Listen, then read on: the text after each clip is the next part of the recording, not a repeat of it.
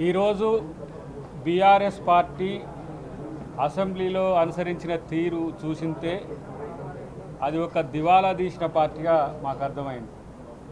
మొట్టమొదటిసారి నేను ఉభయ సభలకు ఈరోజు అటెండ్ అయిన చూసిన అది leaderless party, illegal party, eagle టీంకు దొరికే లీడర్స్ పార్టీ. అది ఇక గవర్నర్ గారి ప్రసంగం పట్ల రాజ్యాంగబద్ధంగా వ్యవహరించాల్సిన బీఆర్ఎస్ ఎవరైతే ఎమ్మెల్యేలు ఎమ్మెల్సీలు ఉంటారో వాళ్ళంతా లేచి నిలబడి ఈరోజు రాజ్యాంగాన్ని అవమానం చేసినట్టు, రాజ్యాంగబద్ధ హోదాలో ఉన్న గవర్నర్ గారిని ఇలా అవమానం చేసినట్టు, ఉన్న అంశాలన్నీ కూడా ఒక డెమోక్రటిక్ డాక్యుమెంట్ రూపంలో పెట్టినప్పుడు వాటిని సావధానంగా విని రేపు గవర్నర్ ప్రసంగానికి ధన్యవాదాలు తెలిపే సమయంలో ప్రస్తావించాల్సిన అంశాలు లేచి నిలబడి, అంటే అపోజిషన్ లీడర్ లేకుంటే లేదంటే కేసీఆర్ లేకుంటే ఇలా పార్టీ ఎట్లా ఎలగబెడుతుందో ఇలా అర్థమైంది నాకైతే.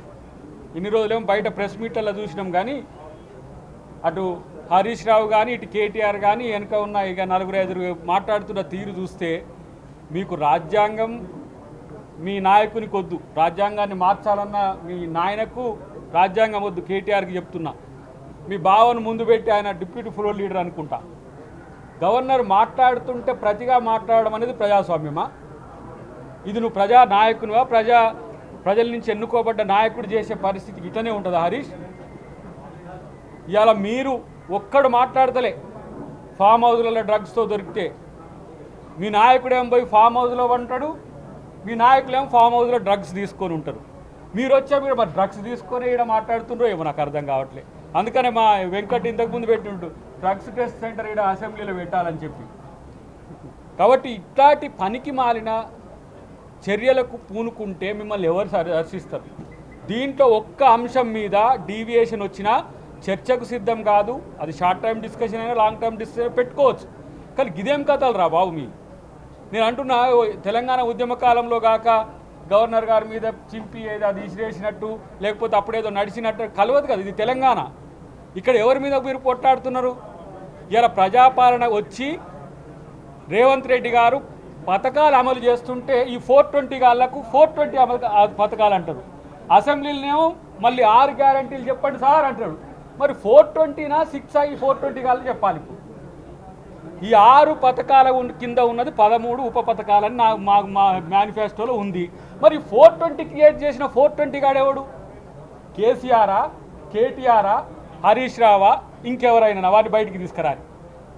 మీకు కావాల్సినవి 420 వేషాలు వేసే మీలాంటి వాళ్ళ యొక్క ఆలోచనలా ఈరోజు 6 గ్యారంటీలు ఇచ్చి 5 గ్యారంటీలు మా విప్ గారు చెప్పిండ్రు. ఇప్పుడు 5 గ్యారంటీలు కంప్లీట్ అవుతున్న క్రమంలో జీర్ణించుకోలేక ఫ్రీ బస్సు పెడితే ఫ్రీ బస్సు వద్దు, ఉచిత ఏంది సన్న బియ్యం ఇస్తే సన్న బియ్యం వద్దు, రేషన్ కార్డులు ఇస్తే రేషన్ కార్డు ఏది మూసి చేస్తామంటే మూసి వద్దు, లేదు ఇంకోటి చెరువులు బాగు చేస్తామంటే చెరువులు బాగు చేయొద్దు. మరి మీకు ఏది బాగు చేయొద్దాయే? అన్నీ కావాలని కోరుకుంటుంటారు. చేస్తున్నాయేమో మీకు కళ్ళు కనపడవా? కాబట్టి ఇలాంటి ఒక దీన స్థితిలో నేను మాట్లాడుతున్నట్టు అనిపించింది నాకు. ఇది బోగస్ రాష్ట్ర సమితి, పూర్తిగా బోగస్ తప్పుడు ఆరోపణలు చేసుకుంటూ దాంట్లో మాట్లాడుతున్నప్పుడు చేసే స్థితి ఏదైతే ఉందో అది మార్చుకొని కనీసం ఇక నేను అనుకుంటున్నది హౌస్లో ఉన్నప్పుడు చూసినప్పుడు అనుకున్నా, హరీష్ రావు ముందున్నాడు, కేటీఆర్ వెనుకున్నాడు. ఆయనేమో కేటీఆర్ను ముందు పెట్టిండు, హరీష్ రావు వెనుక పెట్టిండు. వీళ్ళిద్దరి కొట్లాడడం వల్ల ఇలా పార్టీ ఉండేటట్టుగా లేని పరిస్థితి. నిజంగా ఇలా రేవంత్ రెడ్డి గారు చేస్తున్న ప్రయత్నాలకు ప్రజలు హర్షిస్తున్నారు.